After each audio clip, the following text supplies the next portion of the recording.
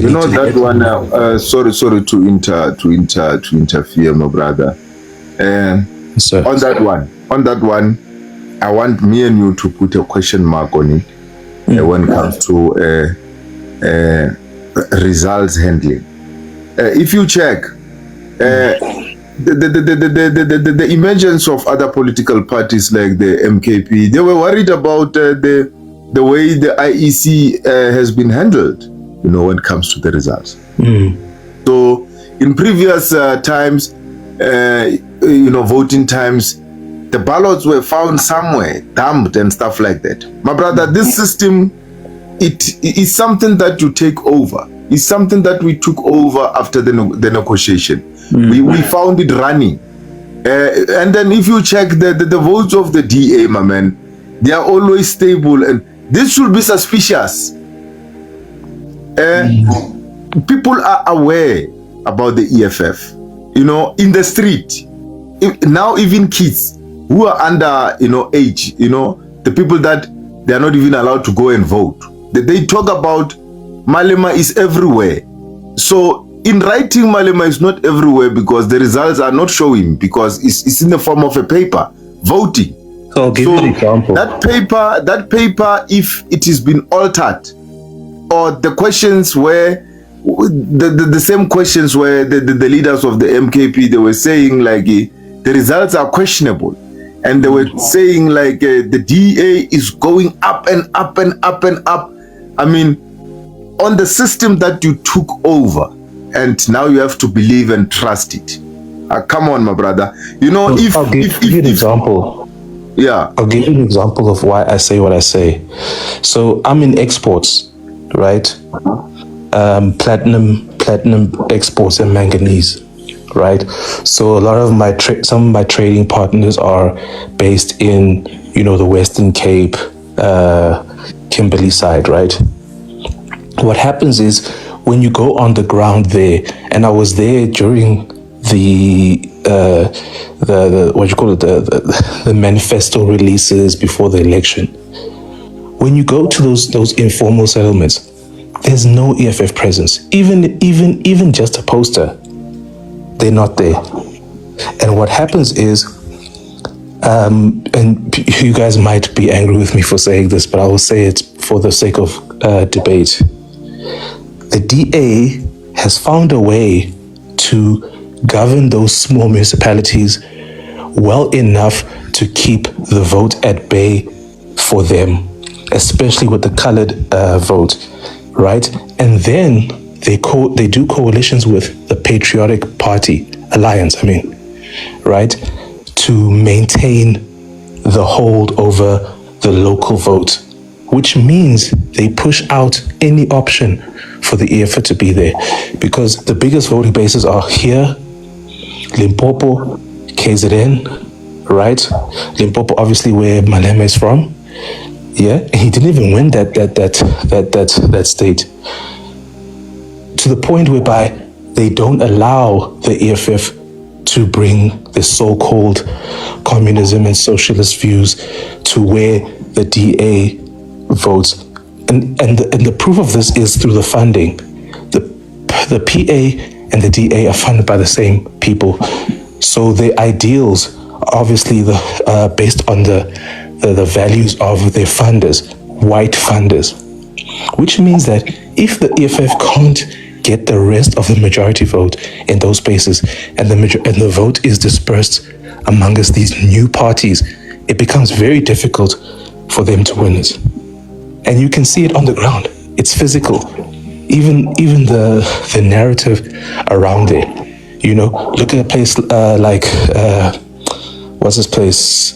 I forget the names. Plettenberg Bay, Volkrans, and all those places there. They control the voters there to the point whereby you either vote for us or the PA, and then they make coalitions to make sure the EFF stays out. Which is why I say the EFF has to do a bigger job of going there to convince the people. Because even in the Western Cape, they're still outnumbered by people of color, blacks, coloreds, and maybe the suspicious whites who don't vote for DA. which is why and the DA vote hasn't grown. It's always been 2 million, 3 million over the last 4 elections. So that's why I'm saying the EFF has a challenge to go and educate those voters, to take away the perception of the DAs doing well when they're not. I agree with you, based on your submission. But my brother, the problem in South Africa right now, that hinders the economic power in the hands of men. It is education. So it means no matter how educated you are, at the end of the day, no matter from university, those qualifications you have, at the end of the day, even if you attain them, when you go to private sector, they are still going to educate you. I don't know if we agree on that point. Then it means the level of education that we've got, remember, when we talk about education, we talk about the system, the ability to operate a certain system. That is education. So if IEC on its own, since we have taken over the IEC, if on its own is a system and it needs education to master it, and then you've got lack of education based on that IEC system. To me, it's like in that system there can be changes or amendment anyhow, or being tricked, and still I do not know what is happening in that system because I do not know the system. It's like just a quick one. I'm not going to be long. Yeah, you only knows how to punch the keyboard, and then when it freezes there, you have to call the technician to fix the computer. But you are the user of this system. You do not know about it. I mean, you check again also. I mean, from what meeting did they agree that at the end of the day the pass rate should be 30% at the matric level? You can see this thing is run. Sir, I agree that education is important, right? But I want to also say to you that while we agree, the part where I don't agree is I don't believe that formal education is a measure of intelligence, right? Those people, while they may not have formal education or a certain level of education, policy is not run by that. Policy is run by what are the changes in the community that need to happen to make everybody be in a better place. Do you know what I mean? Those people, and don't discredit how smart they are just because they don't have formal education or some sort of degree or a master's or whatever. They know what policies need to be in place to change their lives, and the EFF represents that. So if the EFF can penetrate them and educate them on that, regardless of whether they have degrees or not, their intelligence will say, no man, we're getting shortchanged by the people who govern us at a municipal level. Think about the Cape Flats or Cape Town, for example. Service delivery isn't about education. It's about the intelligence to know that we need policy to make sure that the services are delivered. If the EFF can go there and say that these are the things that we stand for and put you first as people of color, and I don't want to say blacks because people of color are the people who are losing, that is what they're blocking the EFF from doing. We can be degreed people. I know I've got degrees. I know people who are more intelligent than me who don't have those formal places. So that's what I'm saying. They need to educate them on the policy. And once they get in power, the EFF will do what is necessary to empower people from a degree varsity point of view. You need to make change in communities to give them access to know that to become a farmer, I need to know this engineering thing, So while I say yes, I agree with you, I disagree on it being solely based on some sort of varsity degree, what. People are intelligent. They know what they need to advance, regardless of whether they went to varsity or not. And that is why they block out the EFF, to educate them and enhance the intelligence on what communities need to move forward. And that's not something you can teach in varsity at all. I don't know if that makes sense. Anthony. Anthony, Yes, sir. do you think if the EFF took an initiative to educate the masses about their policies and how will their policies affect their life, would you think they will get the votes? They'll win the next election. Huh? That's why Malema says he's gonna see change in his lifetime, because that is the dilemma he needs to fix, making sure he gets to the people. But I don't think the current people of the country who participate in politics, not even participate in politics, but are the voters, right, are interested in understanding theory. They are impressed by how will they personally benefit, not benefit as a society.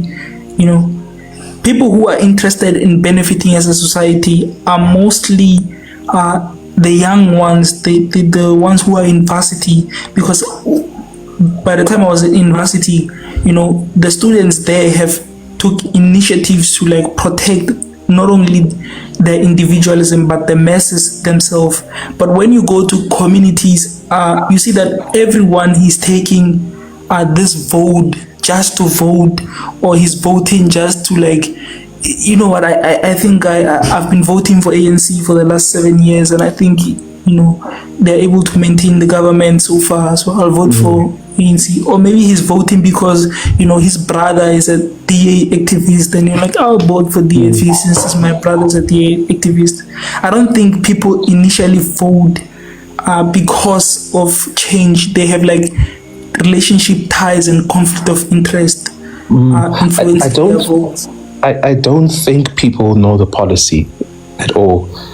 The reason being, if you look at the last 2 elections, there were less people who voted, which means that people aren't using their vote because they don't know. The last election itself, the ANC didn't just lose votes because of no confidence. There was a huge amount of people who just didn't vote because they didn't have anything to relate to into the policy. And I blame the lack of access to them knowing what the policies are available. People don't know. Yeah? I think the policies are available. You just have to reach out for them. Yeah, but I just think people are you know what? It's government, whether it's EFF, whether it's ANC. I think it will result to the same thing. Why should I read? Look at the country you're talking about, right? Look at the country you're talking about.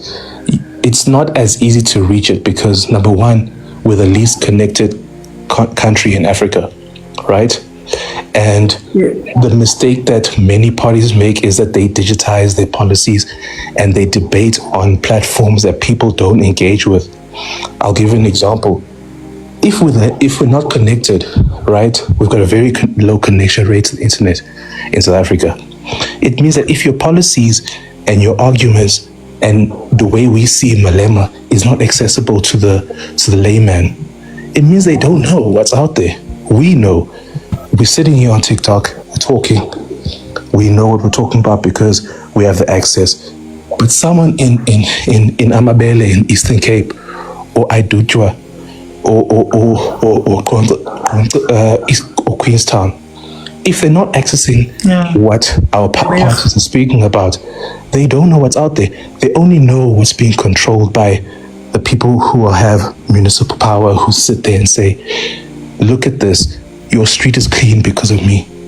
I agree with Anthony on that line, whereby to me, the way he expresses it is like there should be a sort of a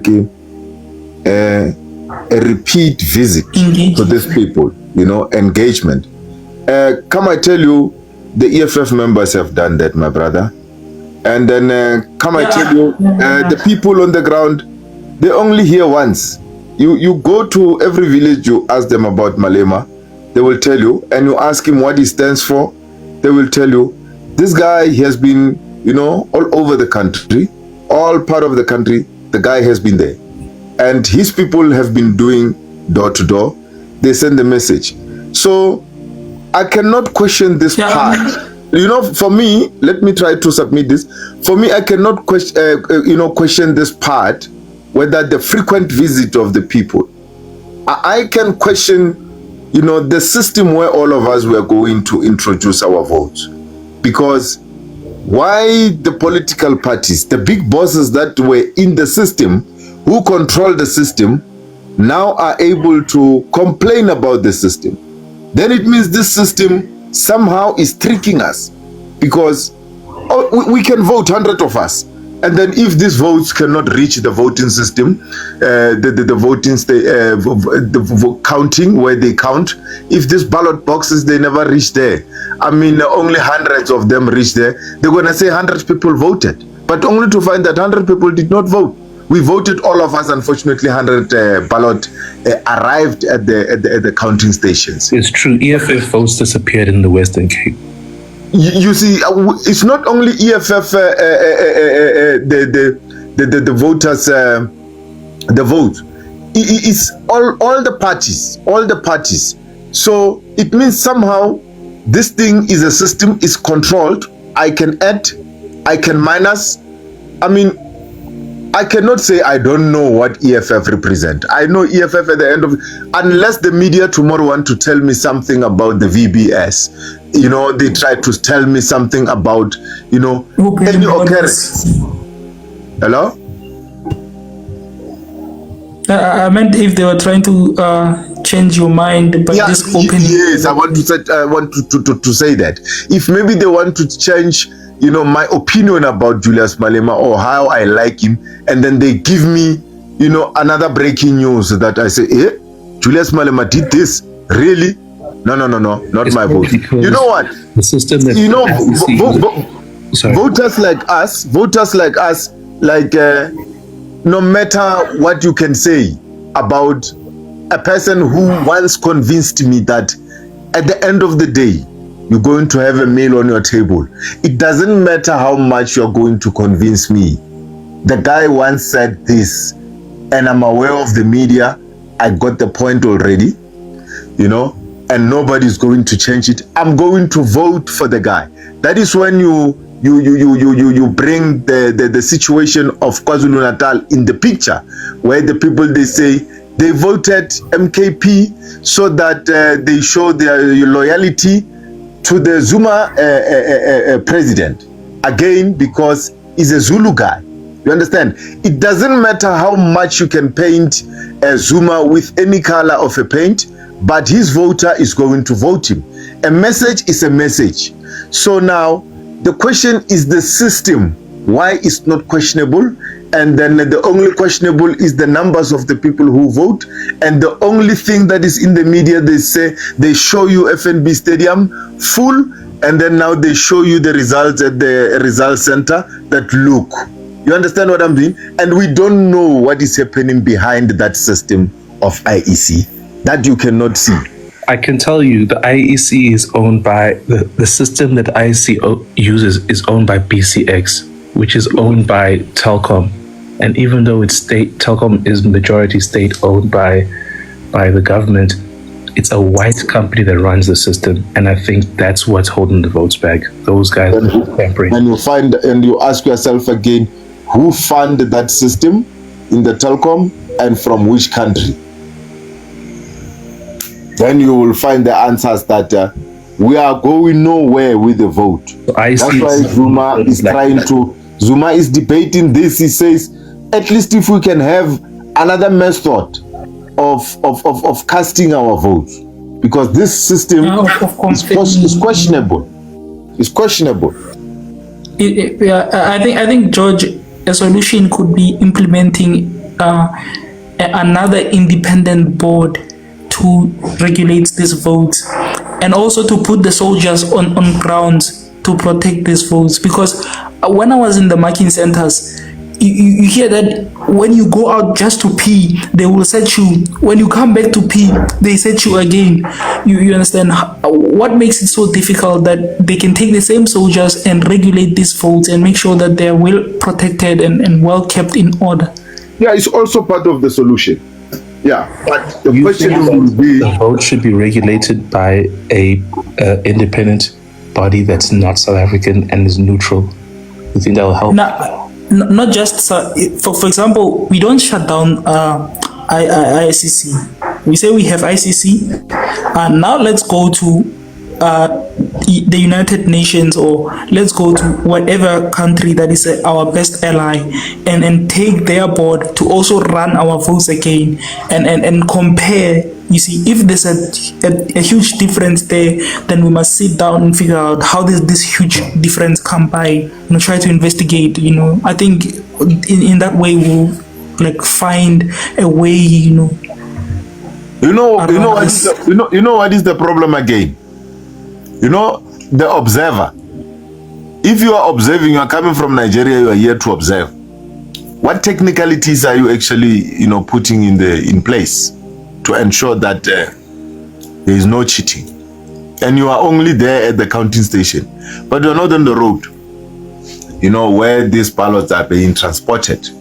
And you are not even behind the system. When they see the system is offline, you don't even know how come it's offline and what disconnect so that it is offline. Do you guys think that maybe we don't just want an observer? Let's say the votes in let's pick a town, a small town that it's manageable. Let's say Stellenbosch, right? So maybe say if we have votes in Stellenbosch and then they are traveled maybe to the IEC office in somewhere in Cape Town, right? So when they come to the IEC office in Cape Town, we have two boards working together from different institutions to interact with these votes, right? And also to do a delegation of job, not to give the whole job to one person. That's also what creates corruption, is that when someone has too much power and control, you know what I mean? But if we break the control among people and take someone from the United Nations, take someone from the IDC, take someone from government, take someone from an independent board or something like that, and make them count the vote together, that will eliminate some of this corruption that we are suspecting the system has. Do you think that we should so the current way of voting is it's a paper ballot, right? And it doesn't go immediately live, right? Do you think that possibly if we digitize the vote, where, for example, there's four of us on this panel, Mr. George, Mr. Martin, Mr. Bang, and myself, we're the voting party. And if I digitize my thing where I click EFF, it immediately gets counted, so it can't be disrupted. Do you think that if we digitize it like that, it will be better than the current system we have, where you have to count it after it's been put in? Which means that if we take the box of physical votes, you can throw the box away. But if you digitize it and you press, it immediately goes to the public. Yeah, it can work. It can work a little bit whereby same time you take a picture of a ballot and then you scan it, and then it's there. It appears, it's digitized, and then now again that number is there at the counting center there at the nation in Sandton. So if that number is there in Sandton, now the security measures has to be taken. There should be specific cars. Those specific cars should be actually escorted by the police. Not this thing of like two police van or one van is transporting the box. No. We want a specific transport. Inside that specific transport, we must have the representatives of these political parties. You have three EFF members with their cars. No, three EFF members inside the car where there is ballot boxes, sort of like a carrying capacity of like a 22-seater or a quantum inside that taxi, and then followed by the EFF van followed by the MKPV van, followed by the police, followed by the IFP. It's a convoy. That day is busy. It's just one day, my brother, or 2 days we lose in the country for after 4 years or 5 years. There's no problem if we can use that time right there, so that everything is dual control on inside the voting station, the road, and the counting center in Sandton. And then that digital that scanned voter vote that has been digitized is there is already at the office, and then now the paper is coming. I think like that it can be protected. Otherwise, if it's not like that, we have to get the new system. To add on Anthony's solution, one of the solutions of keeping things online is data security and data storing.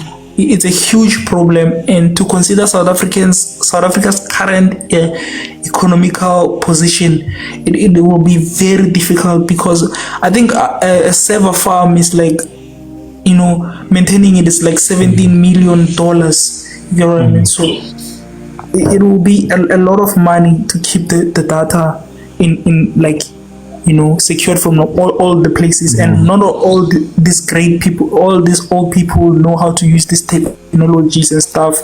There will be hackers, there will be all of this. But also in Sandton, they use a system online. They don't count the numbers in Sandton. They count the numbers in relevant offices, and then in relevant offices they submit a certain amount of number to Sandton, and at Sandton they use an online system. So to implement an online system from a direct voter to the direct Sandton will create a lot of expenditure, and I don't think the country has enough money like to just you see